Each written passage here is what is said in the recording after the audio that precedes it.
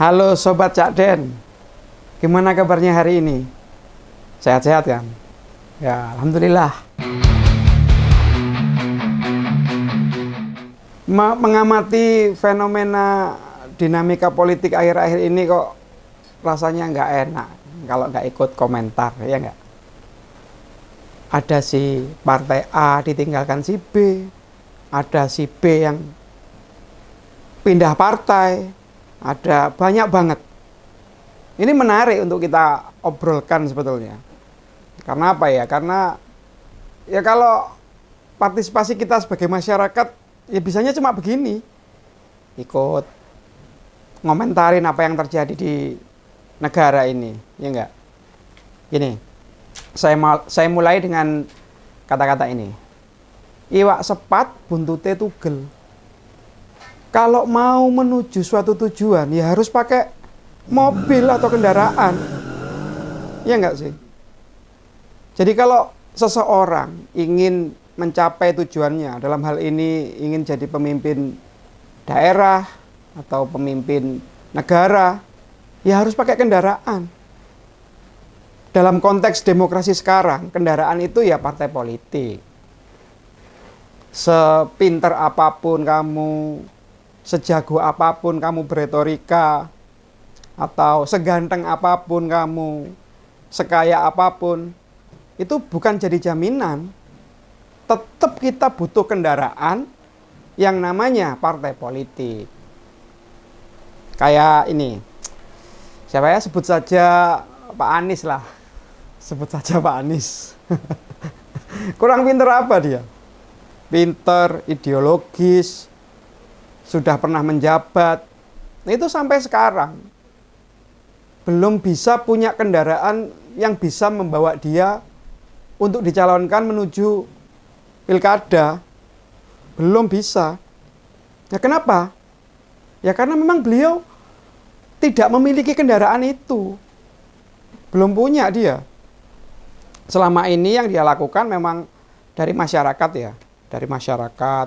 Dia didukung, dia dielu-elukan oleh yang ngeklaimnya sebagian besar dari para pendukungnya itu bilang Anies adalah calon terbaik, calon yang mumpuni, calon yang ya nggak ngisin-ngisini lah kalau jadi kepala daerah. Tapi faktanya beliau tidak diusung oleh siapapun. Bahkan yang terakhir kemarin, yang kurang sedikit dicalonkan atau dijagokan oleh PDIP sebagai calon gubernur, ya masih gamang. Nah itu kenapa? Kenapa coba? Ya mungkin salah satunya karena beliau tidak mau terikat dengan satu kendaraan yang namanya partai politik itu. Padahal sebagai orang yang akademisi ya, akademis dia tahu bahwa itu semua diperlukan dalam segi politik untuk membawa dia, mendukung dia menuju kontestasi pilkada. Itu wajib sebetulnya. Sekarang faktanya, selama ini ketika beliau menjabat atau dicalonkan 3 tahun, 4 tahun yang lalu itu kan, tetap ada partai politik kan yang mendukung dia. Ada PKS, ada Nasdem, ada PKB. Itu semua mendukung beliau karena ada kesamaan itu tadi loh, visi, kesamaan visi tadi.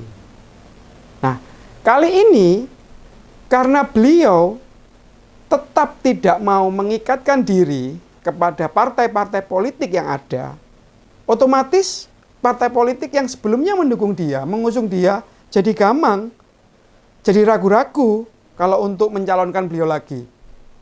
Kenapa? Ya itu tadi.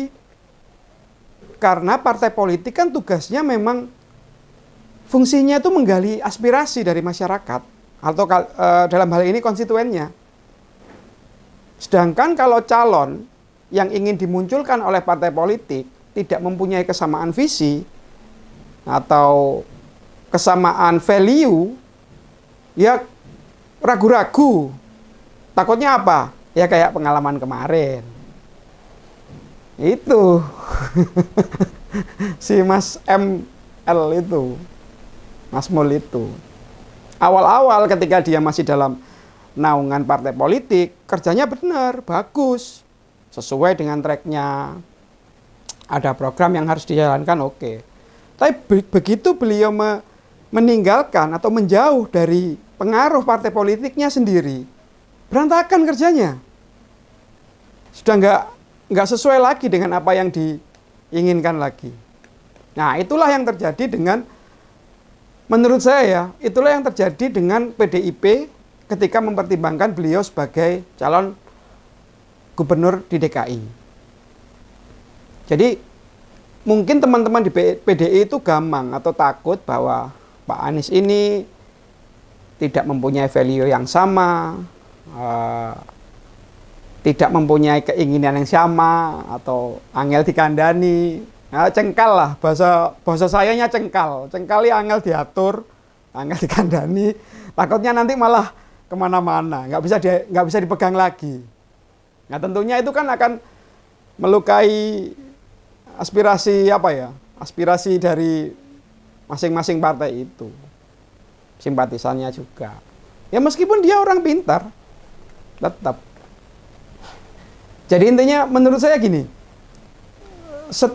setokoh apapun beliau, atau gini deh, bukan cuma ke Mas Anies ya, tokoh politik, meskipun dia pandai mendapatkan dukungan dari orang-orang sekitarnya, atau mempunyai track record yang bagus, tetapi ketika maju, atau ketika menuju ke tingkat yang lebih tinggi, dalam kontestasi pemilihan kepala daerah, tetap kita butuh kendaraan yang namanya partai politik.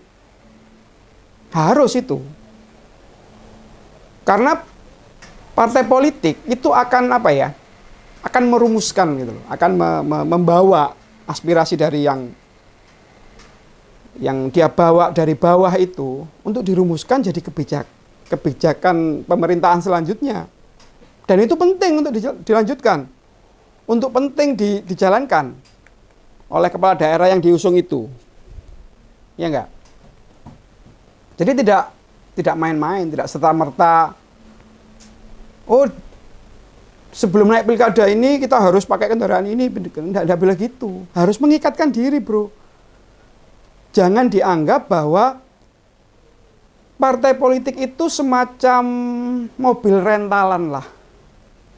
Jangan.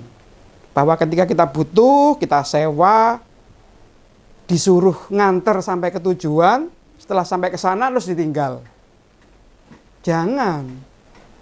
Karena itu tentu tidak sesuai dengan fungsi dari partai politik itu sendiri. Partai politik itu fungsinya mulia, seperti di undang-undang partai politik itu. Jadi partisipasi masyarakat. Masyarakat ingin menyalurkan aspirasinya, ingin diserap aspirasinya, atau ingin menyuarakan hatinya, itu semuanya di partai politik. Itu diserap oleh wakil-wakil rakyat itu tadi. Nah, apa yang muncul ini akan dirumuskan dalam suatu rumusan yang nantinya jadi peraturan daerah atau jadi undang-undang untuk dijalankan. Itu fungsi partai politik. Meskipun Anda memiliki gagasan atau ide atau memiliki kemampuan untuk menjalankan apa yang Anda pikirkan menjadi sebuah kebijakan, tapi kalau itu tidak didukung oleh kekuatan partai politik, tidak bisa, nggak cukup, bro. Kalau cuma didukung siapa-siapa, tokoh adat misalkan, atau tokoh masyarakat, atau relawan-relawanmu, itu kurang bisa menguatkan dirimu atau meyakinkan masyarakat untuk memilih dirimu. Contohnya gini, di pilkada serentak sebelumnya, tahun 2020 lah, itu banyak sebetulnya calon-calon independen itu dicalonkan oleh konstituennya sendiri. Namanya independen, iya enggak? Itu banyak juga sih, sekitar 68-an lah, 68 calon independen itu. Tapi yang terpilih cuma berapa? 6%. Sedikit banget. 6% atau sekitar 6-8% lah. Itu pun yang terpilih, itu di daerah-daerah yang menurut saya unsur ketokohan memang penting ya, karena partai mungkin belum mencakup ke sana semua. Kota Metro, Tanjung Jabung Timur, Teluk Wondoma, atau di Kabupaten Fak-Fak. Itu kan memang daerah-daerah terpencil. Ya, apa ya, tangan-tangan partai itu kurang bisa menyentuh daerah itu. Sedangkan pada tahun 2015, itu masih mending, ada sekitar 14% lah dari calon-calon independen itu yang bisa menang. Jadi intinya gitu, siapapun calon atau tokoh atau yang merasa memiliki kemampuan untuk bisa menjadi kepala daerah di daerahnya, ya tetap harus mengikatkan dirinya ke partai politik. Karena fungsi dari partai politik itu sudah jelas sebagai salah satu pilar demokrasi. Ya enggak? Pilar demokrasi itu artinya bahwa dalam kehidupan berdemokrasi kita ini, partai politik itu adalah salah satu bagian penting untuk bisa memunculkan calon-calon. Memunculkan calon-calon dari masyarakat. Memberikan pilihan-pilihan pada masyarakat untuk dimajukan ke floor, ke publik bahwa ini partai A memiliki calon ini, partai B memiliki calon ini. Dan itu bagus. Untuk kelangsungan demokrasi kita itu bagus. Peran partai politik itu seharusnya memang begitu.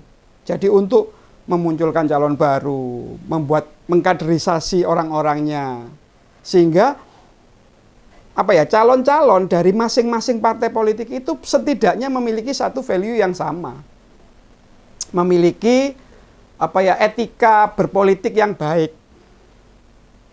Karena kan harus digodok nih, harus ada pembelajaran politik, harus tahu waktunya kapan, harus bisa bekerja sama.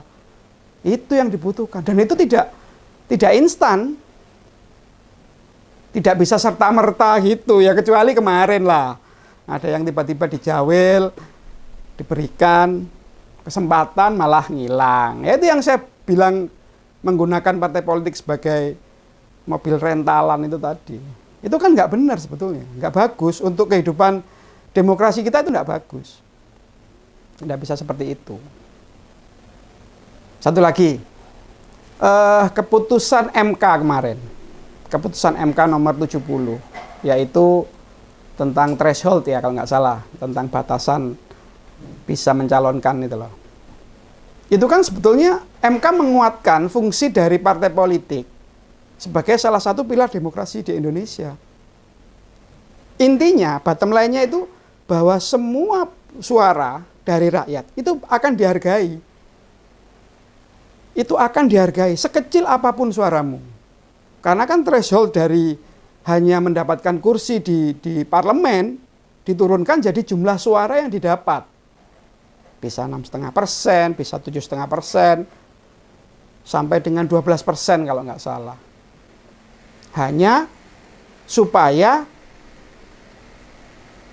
partai-partai yang tidak memiliki kursi di Dewan atau tidak memiliki kursi di DPRD itu memiliki kans yang sama untuk mencalonkan calon-calon yang lain.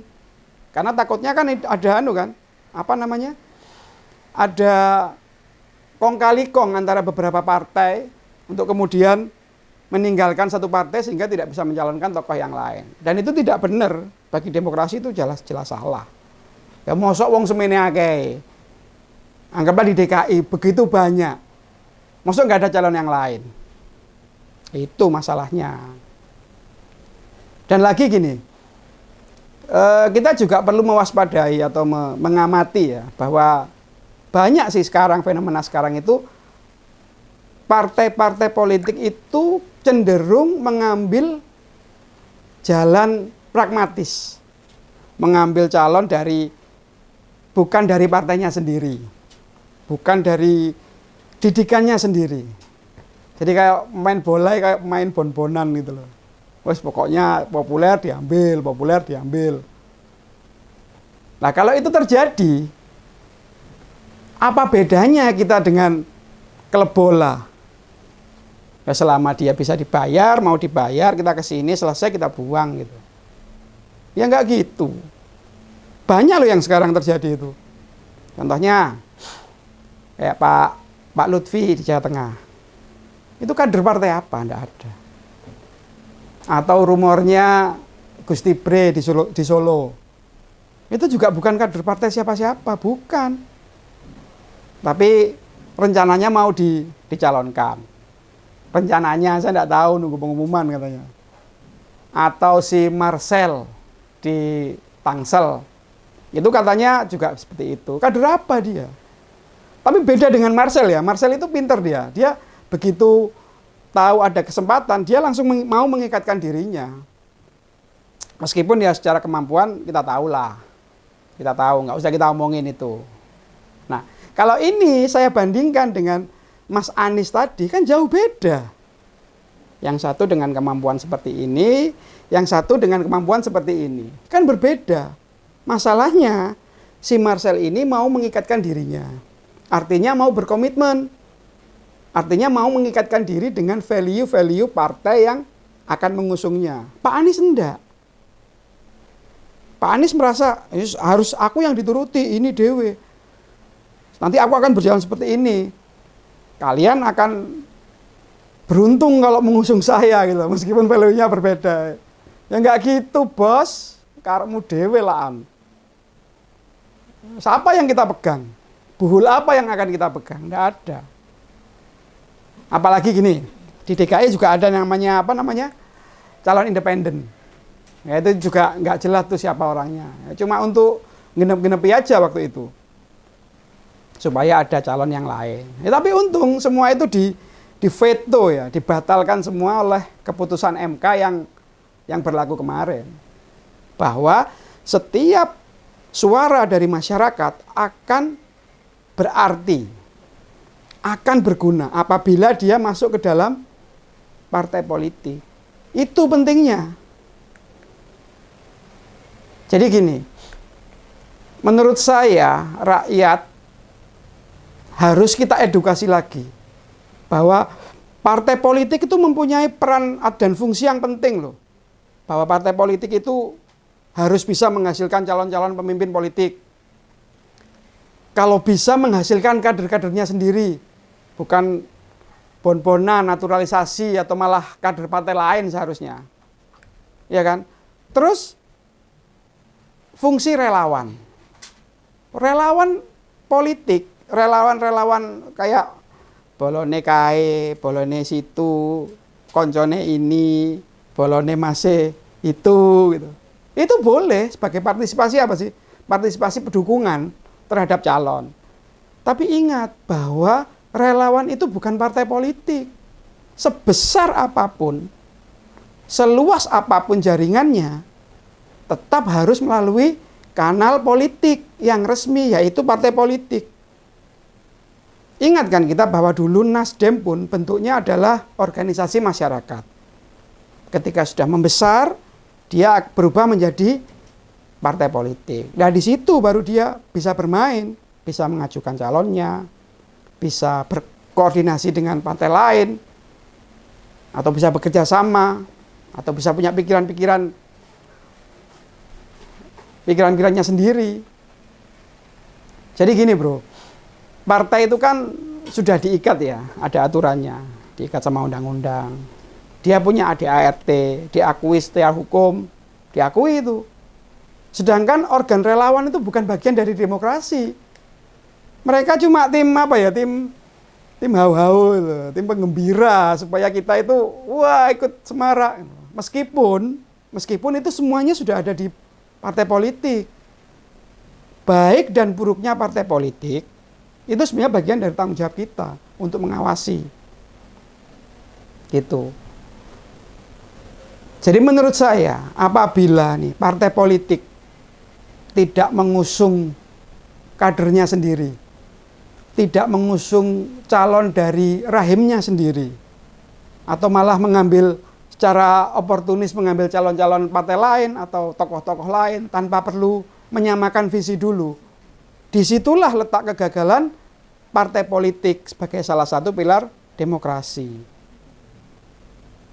Gitu bro. Ya semoga ginilah. Semoga apa yang terjadi sekarang ini semakin membutakan mata kita, membelalakkan mata kita, membelalakkan mata kita bahwa kalau kita mau negara kita semakin tertib berdemokrasi, ya harus kita lakukan pengawasan kepada partai politik. Sehingga jalannya negara itu benar. Karena setiap partai politik tentunya mempunyai value-value-nya masing-masing. Asalkan tidak bertentangan dengan UUD 45 dan tujuannya tetap membuat kita semakin seperti sila kelima, keadilan sosial bagi seluruh rakyat Indonesia. Ya itu yang paling benar. Bukan cuma loncat-loncat. Itu dulu ya. Lain kali kita akan bahas hal yang lain lagi. Salam Cak Cuk.